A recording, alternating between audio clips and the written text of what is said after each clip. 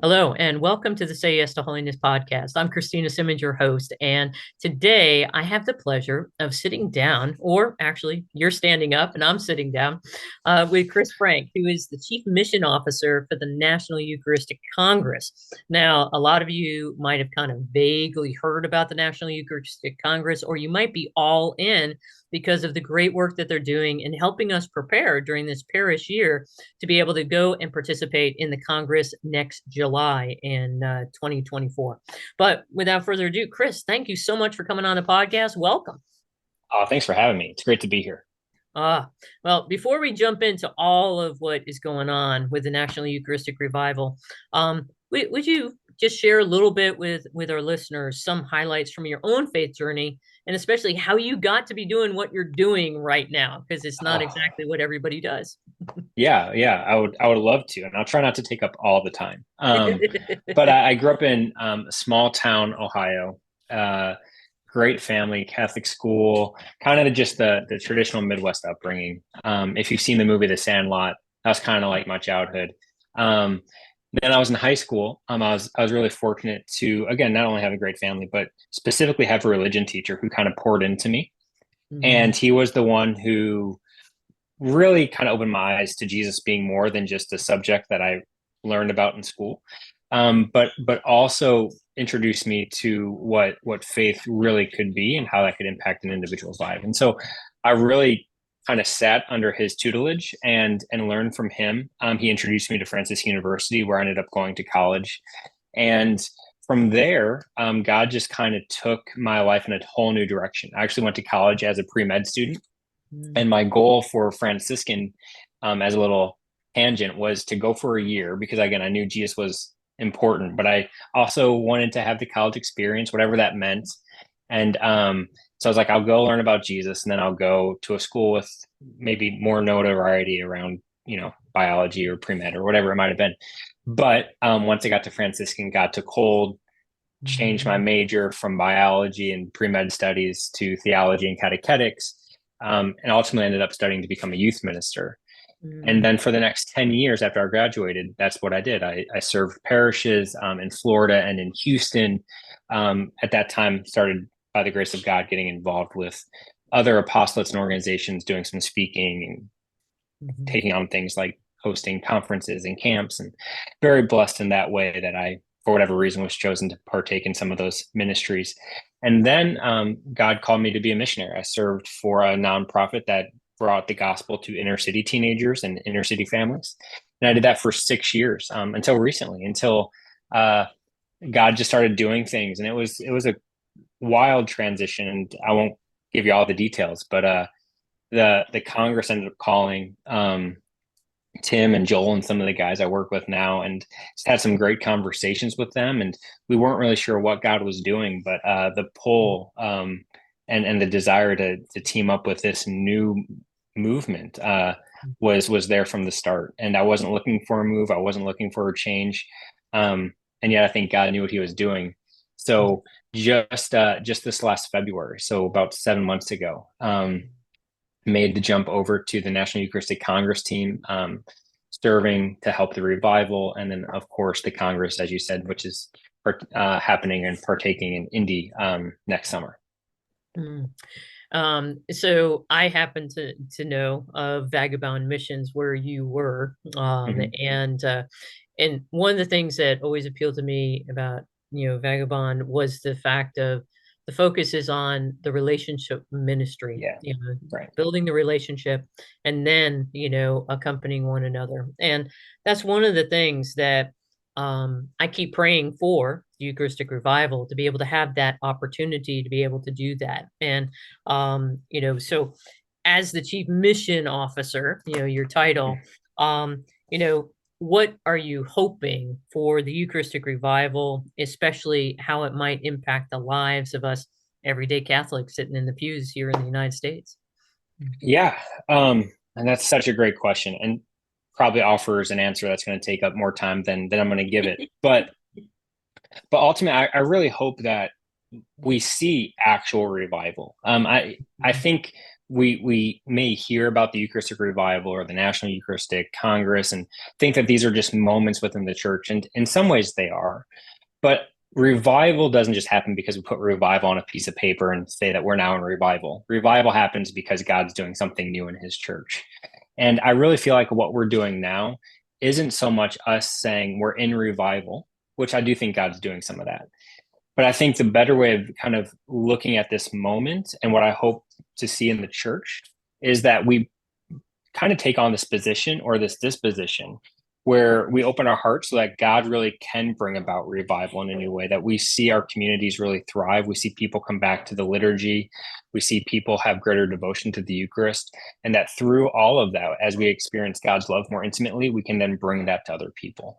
But that doesn't just happen because we say we're going to do it or because we say we're in revival, but because we've opened up our hearts to allow God to move in us in a new way. And so that's my hope, is that we really come back to just this greater desire and this deeper need for God, and that through that, God does something new in his church. Yeah. I would say that you guys are on the right track. So, you were mentioning, Tim and Joel and the team, that's a part of this effort, really, really focused on it.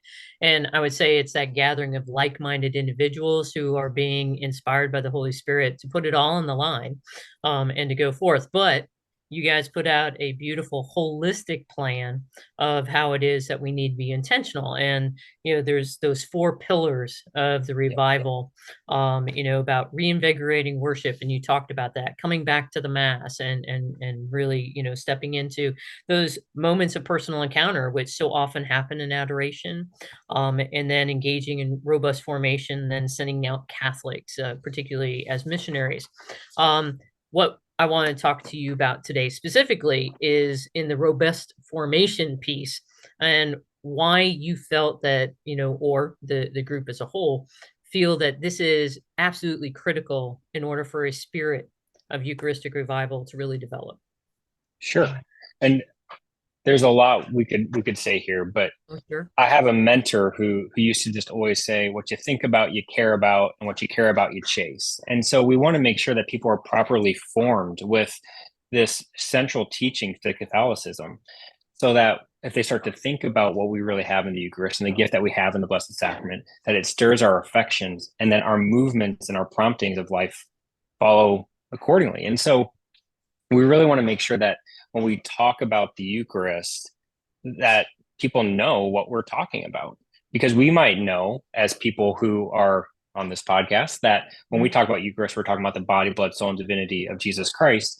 And yet when we go to Mass, that's not what we physically see. We still see bread, we still taste wine. And so to be able to properly understand the theology in a way that is understandable, and then in a way that we could then repeat and relate that to other elements, other people, other things in our lives, I think is a really important piece of this revival. It's not just heady information, but it's heart information. It's not just something that is going to stir affections, but it's also something that's going to form our intellect. It's a both and approach. And so we want to make sure that we have the proper knowledge, so we can make decisions, lifestyle changes that line up with the beauty that we have in the Blessed Sacrament. Yeah. So into that, I think it would be very illustrative of what you were just describing, to kind of talk about what was the process that you all went through in order to create the offering that is being rolled out right now. So share a little bit about the offering itself, and then also kind of the process that you went through in developing it. Yeah, of course. So again, you've already mentioned those 4 pillars. We're releasing resources for all of those different things, but specifically for the formation, we just released the Jesus in the Eucharist small group study. And this was a collaboration between the USCCB and the Augustine Institute. And the people behind the scenes worked so hard on this study, bringing together various resources, different studies, new testimonies, to really make one new, beautiful study that, whether you have learned everything there is to know about the Eucharist, now you just want a refresher, or you're kind of new to this whole Catholic Church thing and you need to understand what the Eucharist is all about, that this could be a component for everybody to come together, to pray, to build community, and again, to come back to the altar of the Lord through the Blessed Sacrament. And so I'm really proud of how this series came together. And as people are just now starting to implement it, the first reviews, the feedback we're getting has been really positive, and just really thrilled for more people to dive in. I find it absolutely wonderful that the USCCB reached back out to who they initially partnered with way back when, and we got Symbolon out of it, Mm-hmm. which was we need something for RCIA now OCIA, for use to be able to really form people holistically. And so it's exciting to see that that partnership has been revived in an active way. Um, One of the big things I think that many people, kind of, in the pews will be like, oh, another study. Mm-hmm. How is it that this is different than Yeah. just like another Bible study? Yeah. And I think I'll answer that in two different ways. I think for the church leader who might feel like, oh, great, another thing that I have to lead or I have to implement, Mhm. it is a thing that we're asking churches to implement and to bring to their parishioners. But the way that this was brought together, it's really kind of a plug and play out of the box Mhm. kind of study. And so hopefully for the parish that is a little overwhelmed, for the church worker who is a little tired, totally understandable. This has been something that has been put together in such a way that it should be a pretty easy lift to actually get this off the ground. And so these studies, like I said, are plug and play, even so that the video series have pauses within the teaching so that small groups can turn and talk. And all of that is prompted by the video itself. And so if I was still in the parish, I would be thrilled because all I'd have to do is hit play and then I just sit back and let the video do all the heavy lifting. So I think on that side, that's something that's unique for the parish leader. But to the other side of the equation, for the parishioner who's in the pews, who now hears another invitation to another study, um, again, this is something that isn't just for your parish, this is for the whole church. And so the vision is that for the church in Alabama, for the church in Ohio, in Alaska, wherever it might be, that everyone's coming together to have this common experience. But even more than that, a common experience within your church has always been at the heart of this. I would say that the goal of the study is actually twofold, not just to better form people's knowledge and understanding of the Eucharist, but to build about greater community within the parish. And so the way that this study was conducted, as maybe you caught on with what I just said about the discussion portion of the videos, we want this to be done in small groups if possible. We know after COVID and the pandemic, isolation is now the new pandemic that so many of us are dealing with. And so to bring people back together, to reconnect, and to connect around something as important as the Eucharist is part of this study. And so this isn't just something for people to come and learn about, it's something for people to partake in. And the hope is that this will be a springboard for more small group studies and more communal opportunities within the local parish and community that is partaking. Mhm. I love just the word partake. And I think it's so important for us to always be mindful about how it is that we have such a great privilege to be able to even be learning about such a mystery, such a grace, but then to be doing it within our local community, but we're in union with the larger community Yep. here in our country. So in addition to the Jesus and the Eucharist study, so how many episodes is that? How many weeks is it designed for? So it's a 7 week Mhm. study, one video a week. Mhm. Yeah, and then so in addition, to that 7 week process, what else is it that you're inviting, especially because this is the parish year. So last year was Mhm. the diocesan year, this is the Yep. parish year. How else would you like to see parishes living out this parish year of revival in terms of catechesis? So in Yeah. addition to this, what else would you be like, oh, this would be awesome to see? Yeah. And it's such a unique position for us now to be in, kind of like talking around the catechesis of what's going on, because this, I know this, every church is so different. We're all Catholic, we're all universal, we're all we're all in the same boat, we're all on the same team, and yet the needs and the unique nuances of every parish Mhm. is so specific that it's difficult to give a really concise answer that I just want Right. one, two, and three things to happen. Mhm. But what I would really love is to see catechesis that stirs greater love and affection for the Blessed Sacrament. Mhm. Even though we have a whole pillar, a whole initiative around formation, I think all four of those pillars that you've been alluding to, the missionary sending, the reinvigorating worship, or the beautiful masses, the personal encounter, all of those play together so that people come back to the church and understand again the beauty that we have as the priest acts in persona Christi, and Jesus actually dwells and remains with us. And so I think, again, if I could just offer some practical Mhm. things of what I would love to see, but again, it's going to be a very short list and it Mhm. could be much, much longer. I would love to see um, every every parish take on sacramental catechesis, whether it's through the studies that we're releasing or just, again, knowing their own parish and parishioners, to really take some time to, in this time of Eucharistic revival, teach what we have in the Blessed Sacrament specifically, but all the sacraments, as those are efficacious signs of God's grace. Mhm.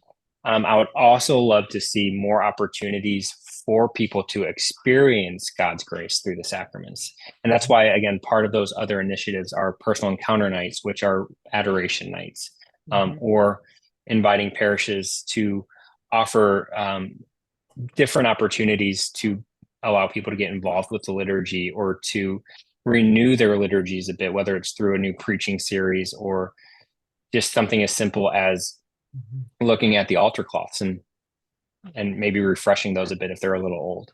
Just Mhm. making sure that the beauty of the mass is reflected in every element of the celebration. So I think there's a lot I could say there. Mhm.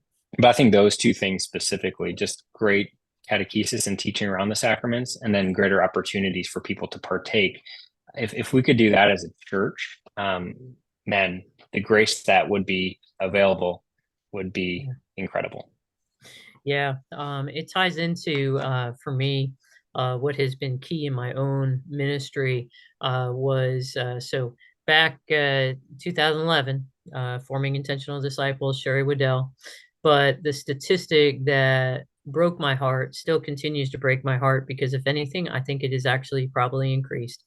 But just the reality that of those who come, so we're already dealing with a tiny percentage, but of those who come to the Mass, only 46% believe that the God that we're worshiping loves them and desires a personal, intimate relationship with them.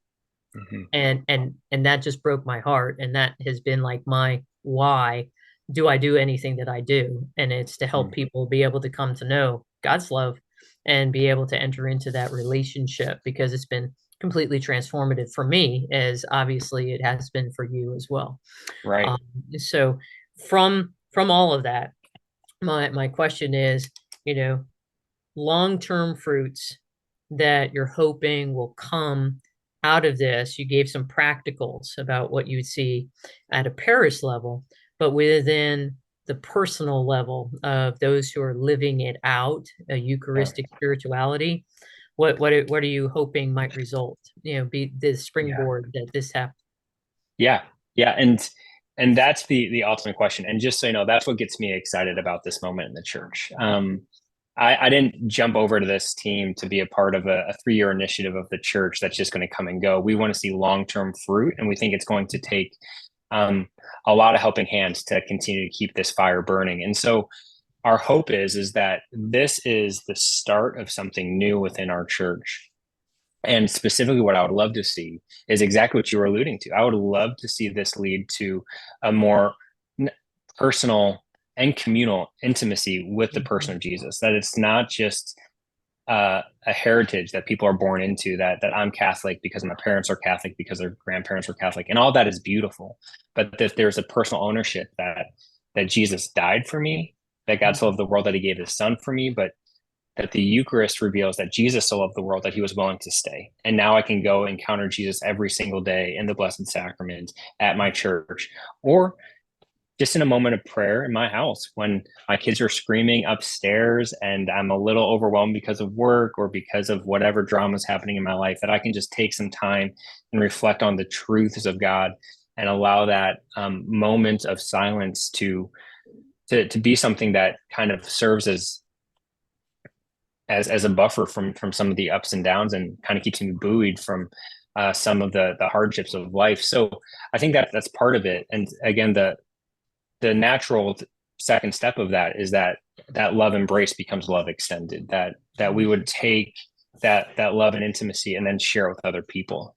The church has always existed for its non-members just as much as its current members. And so that as we fall more in love with Jesus, that we begin to be his hands and feet once again, that we go to the margins, we go to those on the outside of the church walls, and we bring them back to that loving relationship of God. So that's my hope. And how we do that, what that looks like, it's going to look different in various parts of the country and in various communities. But I think that's the door that we're knocking on, and that's what we hope to really begin to see and build within this movement. Beautiful. Ask and you shall receive. So it's a good door to be knocking on, man. Yeah. So we'll add my prayers to it. So okay, so we're all in. We want to do this study. What's the first steps for getting started? Yeah. So every parish has been asked if they want to partake in the revival to just have a parish point person, someone who could really spearhead and lead this. And so if you are at a parish and you're just hearing about this for the first time, I would suggest finding out if your parish already has a parish point person and find out what your parish is already doing for the revival. If they're not doing anything yet, maybe you're called to be that parish point person. And you can go to the revival website, eucharisticrevival.org, and you can sign up to be that parish point person, get emails and communication from me and my team as we can offer coaching and assistance and resources for you to bring this to your parish. The other thing you could do is, if that's just not at your parish and that doesn't seem something like you want to do, I would still suggest you go to the revival website. We have a Spark series, which is a 9-day basically novena of prayers and meditation for people to kind of enter into the revival at a personal level, to better understand what the church is calling us to and what we have in the Blessed Sacrament. And so you could start to lean in yourself, and as you begin to pray, perhaps God and the Holy Spirit will reveal what those next steps will be. But all of that is available at our revival website, eucharisticrevival.org. Awesome. So part of this podcast is in helping people in the midst of our conversation to be inspired and encouraged by seeing someone else work out their salvation with fear and trembling and the challenges that come with it. But for the work that you're doing right now, what have you found to be most challenging and or rewarding for your own personal spiritual journey thus far? Yeah, it's such a great question. The most challenging thing is it hasn't changed ever since I've been working for the church, and working to be a catechist and a teacher and to bring the gospel to other people. I learned a whole bunch of how to do that and how to do that well. In all of my studies and all my training, no one ever really prepared me for how hard it would be to stay connected to Jesus when you work for Jesus. And so that's the challenge. As I'm thinking about the Eucharist all day, telling people about the Eucharist all day, creating resources to help other people experience the Eucharist. The challenge can be, as I think so much about the Eucharist that I sometimes forget, like, oh, I actually haven't sat in front of the Eucharist today or yesterday. So the challenge is always just making sure that the first things stay first. And so especially with an initiative in a moment like this in the church that feels so big, there's always something to do. But like I said, it's the most important thing for me personally to make sure I'm staying connected to Jesus. And I have 5 kids. Number 6 is on the way. My car just broke down. My life isn't any different from anybody else's. I can't always make it to the Blessed Sacrament. I don't always make it to daily mass, though I try. But I can always make sure I have time for God. Ideally, I get to mass. Ideally, I get to a place that has adoration. But if nothing else, I can take some time to just pray and have my moment with God every day. And so the hardest thing is making that happen. But the best thing in all of this is just realizing that I need to do that.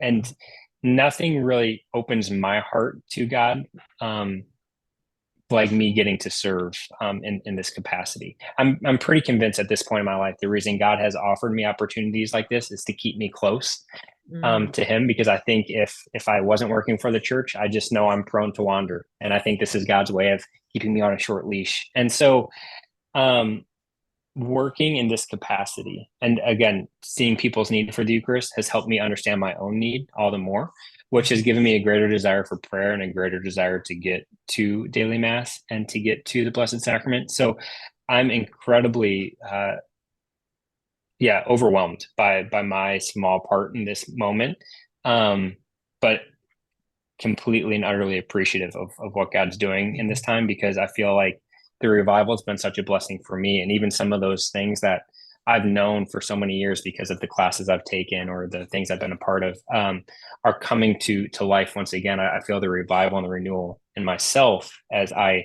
have a chance to share about this moment with others. So yeah, I don't know if that answers the question. I kind of just went on a little bit of a tangent, but I'm really blessed, and I can tell that God's doing something, not just in the church, but in my own life. So thanks for letting me share some of that. It's beautiful to see, particularly, your analogy about God keeping you close, otherwise you'd wander. Yeah. And that has, continued to really help you be able to have a greater desire for prayer and Eucharist. And that kind of answers, that question of what's that one idea, habit, or practice, for you that's been key for you living out that life, that God wants you, to live. Little bit of fun, what difference is it that you want to have in the world? We've been talking about the Eucharistic Revival, and so what's the one thing that you want when you become Saint Kris? What do you want Saint Kris to be the patron of, or how is it that you want Saint Kris to have impacted the world? Man, Saint Kris has a good ring to it. Yeah, Saint Kris, patron of second chances. there you go. Yeah, I feel like I mean, second chances, that was kind of said in jest, but I do think there's something there. I I would love to be a part in letting people know that no matter where they are or where they've been, that they're not too far away from the grace of God. Mm, Right. And even if someone's tendency is to run, mhm, God's tendency is to chase. And I think mhm, Jesus in the incarnation shows that. And so if I'm ever lucky enough to become holy, make it to heaven, and God willing, be a saint, I would love to have part of my legacy and part of the part of my role in the church has been to bring people on the margins back to the truth of that you're not too far on the margins for God. mm. Amen, brother. Amen. So if you go back in time and share one piece of advice with yourself at 18, what would that piece of advice have been? Oh my gosh, 18-year-old me. So much. And at 18, I don't know if I would have even listened to myself, We usually don't. but it probably would have been exactly what I was just saying, that Okay. at 18, the mistakes I was making, you're not too far away for God to reach you. I think I probably would have made fewer mistakes or made better decisions a little sooner if I believed that there was still hope and that there was still a God who loved me and that I didn't totally burn that bridge. And so I think I would have taught myself a bit about hope, a little bit about mercy, a little bit about that love of God and that personal relationship that was available to me. Um, I don't know what the message would have been and how I would have streamlined all of that for my 18-year-old forming brain, but it probably would have been somewhere in that ballpark. Well, I'll go ahead and do a little, plug for you. But I bet that your book, Hope Always, An Anchor for Life Storms, that you had, released, that would have been helpful, probably for you. So if If you guys aren't aware, go and check that out. It's a great book as well. I'd love to have a conversation with you about it, about that at some point. Yeah, But love it. I can't believe our time is already up. And it has been such a pleasure. One more time, let people know where they can go and find out more information about the Eucharistic Revival. Yep, of course. So simply just go to the Revival website, eucharisticrevival.org.